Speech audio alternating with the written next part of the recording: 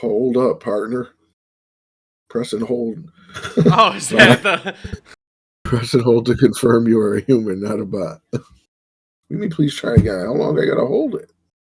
Longer than a robot can. Do you think I'm a bot? Sometimes. Hold up, partner. Bro, I keep saying please try again. What am I supposed to do? If you're gonna serve wings or ranch, I don't want to do business with you. I get up and leave, even if I don't get the wings.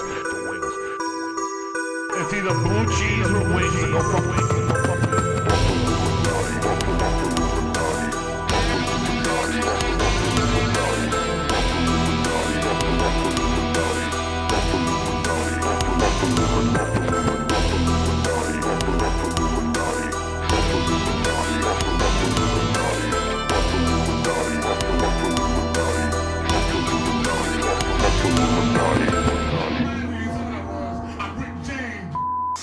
That's right, never mind who you thought it was. This is the Buffalluminati Podcast, your keeper of Buffalo secrets.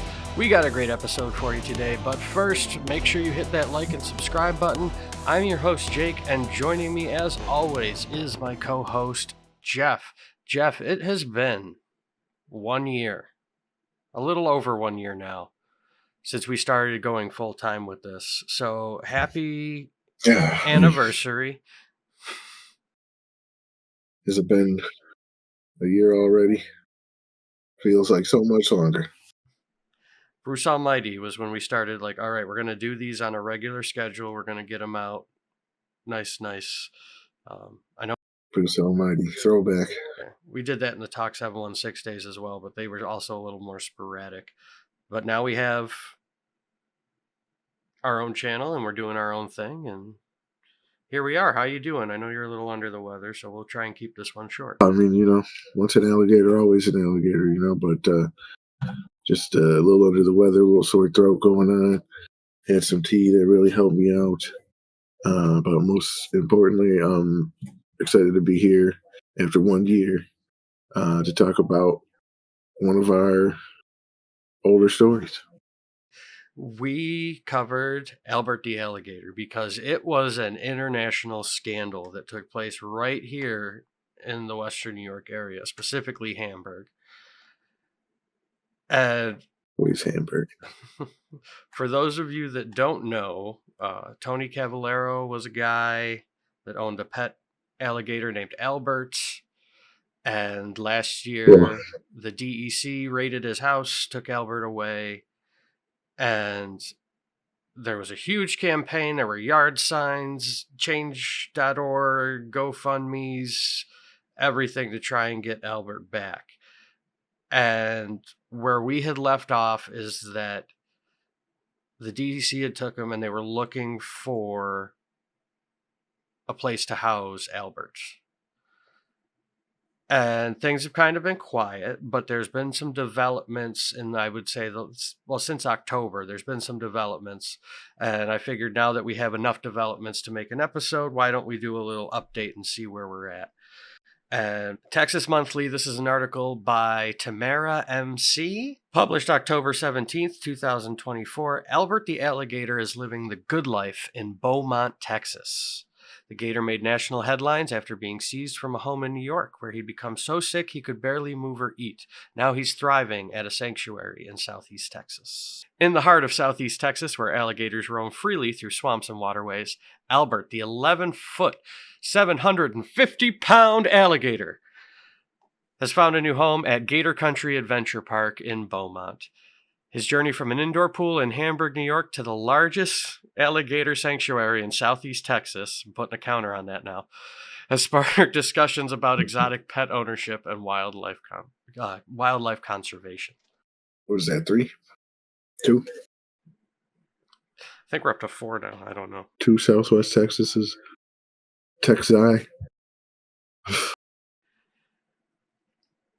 It goes on to say about how the sanctuary was founded in 2005, home to more than 450 alligators. By Gary Sausage. Siraj. Gary Siraj. But the only alligator we're focused on is Albert. So let's get back to... I mean, stop talking about all these other Texas alligators. You know what it is. Albert's story began back in August 1990 when he was purchased as a hatchling at a reptile show in Columbus, Ohio. For 34 years, he lived as a pet in Hamburg, New York, residing in a custom-built indoor pool. On March 13th of 2024, the New York Department of Environmental Conservation seized Albert, citing expired permits, safety concerns, and worries about the alligator's health. The story made it all the way to the New York Times, with the Gator's owner, Tony Cavallero, telling a reporter, "I did everything by the book. I hope I can get him back." It seemed like an injustice at the time. I think that things just could have...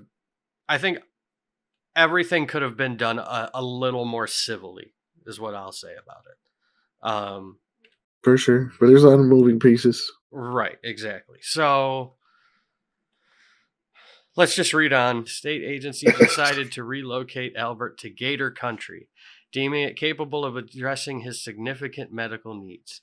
He's been there since early May, and, quote, "When we first got him, he had maggots in his ears," said Blue, Come on. the park's manager. As soon as we... And Arlie's son. I don't care about Arlie or her son. Tell me about Albert. I'm trying. Let me speak. As soon as we put him in the water, though, there's minnows in there. They got rid of all the maggots.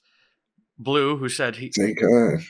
he's never seen an alligator in such poor health, and noted that one of Albert's, nictitating, I think is how you say it, nictitating membranes, or the transparent inner eyelid that helps gators see underwater, was gone. He also couldn't move well or open his jaw wide, so he required assistance during feeding. Blue had to place his hand on Albert's jaw to slide food into his mouth, which is not a job I envy in the least. Oh. I'm just saying, do you want to help an alligator eat with your hand that close to the alligator's mouth? Well, no, but it sounds like he was in such poor condition. It's true. like what we said earlier, with why he wasn't a threat to neighbors and stuff. Correct. Because he was a mess, unfortunately, because, homie didn't take care of him properly. I'm sure he loved the hell out of that alligator. A lot of this information makes it look like he may, and he was not. I just think that he was under-equipped for handling the alligator, and he was doing the best he could, but, it's one of those things that happens when you're dealing with animals, especially animals that aren't your common pets, but it happens with common pets too. So yeah, nobody wants to man up and say, I can't take care of this pet. Nor do you want to, because you have such a strong emotional bond. So I understand and sympathize with Tony as well on this. No, 100%. I mean, but, as we read on here, it seems like the right move was made at the end of the day. I would agree with that. Despite these challenges, the team at Gator Country immediately began working to improve Albert's health. They began feeding Albert a calcium-rich diet to strengthen his bones, and were heartened to find that the sick gator at least had an appetite. He ate really quick, to be honest. He scoffed it down, Blue said. One favorite meal, 2 chicken bones or 2 chicken legs, 2 chicken wings, and a whole rat. So he was Buffalo to the core. That's what I read in that sentence. Or you can take the gator out of Buffalo, but you can't take Buffalo out of the gator. My man eating wings. I love. That's my favorite sentence in this whole article. It warmed my heart. I love it. Question is he a blue cheese man? Well, he would have to be. That's the part they left out. That's why he scoffed it down. Yeah. He didn't scoff it down until they put Franks on it. But back to this article, just to condense the next couple paragraphs, they put him in an enclosure separate from all the other alligators, and he was having some trouble adjusting, but he slowly but surely, he was eating, he was adjusting, he was doing well. But they've decided that he is in such a state medically, even as they get him back into health, because he is blind. He did have some spinal injuries that they don't want to put him in with the general population of alligators, especially since he has been by himself his whole life. So all the love to Albert the man and Tony too, but yeah, it's great to see where we're at now and what Albert's doing. Exactly. And we've been poking fun at Texas and these guys a little bit, because they did take Albert, but like props to them for, actually putting in the work and trying to get him into a place, because, a lot of times when those animals are seized, if they're in such a poor health state, they'll just put them down. Yeah. The fact that didn't happen is great. So obviously Blue and them over here at wherever they sent them. Southeast Texas, sir. Come on, we had a counter going. Gator Country Adventure Park. Yeah. In Beaumont, Texas. Appreciate it. The information that I got from reading our next article offers a little bit more into the drama of the actual seizure and the controversy. And as it come to find out, the state might have actually gone a little too far. Author Kelsey Kaufman. Also 2 days ago, new developments in the Albert the Alligator case. There's an update on the legal case involving Albert the Alligator. Court documents obtained by Two on Your Side. New York State must process Tony Cavallero's renewal application for a dangerous animal license within 30 days. The decision comes after the court found the state made an error in denying his original application.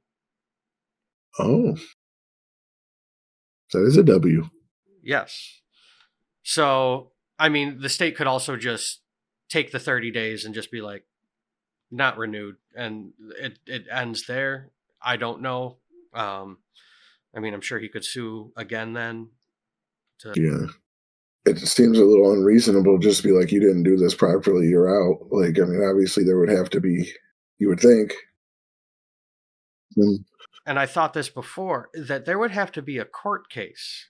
Almost like, when you do a custody hearing about, are you fit to, and a judge or a jury or whatever is going to decide that, but we're actually going to bring this into court rather than take your alligator and then fight in court. But, I'm not the government. I'm not the law. So that's just one citizen speculating. If the state does not meet the deadline, the license will automatically be approved.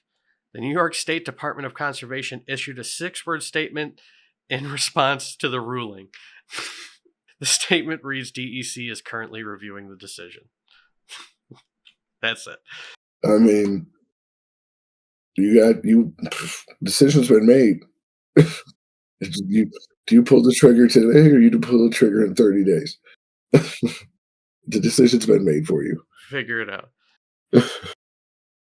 So realistically, they could drop the ball again, have the thing renewed, but then the question would then become, how do you get Albert actually back? Right. Which I think that would be an actual court case. Once again, like I said, a custody hearing. Because, it would have to be another court case, and then that's when they're going to be like, well, you brought people near him, and that's a violation. You're not allowed to do that. And I do think that is what's best, is that he stays in Beaumont, where he is, currently thriving. It is sad for Tony. I think that, maybe, I don't know what you can do for him other than because I don't think it should be necessarily on the state or the taxpayers either to just be able to fly him out to see Albert or anything. But I feel like someone's got to do right by Tony in some way a little bit. So that's Albert. That's legend story. Albert's story, a buffalo story about an alligator. This has been an legend. And Buffalluminati. I'm Jake. He's Jeff. Clearly the cold meds are kicking in, so we're going to get out of here. Catch you on the next one. Peace.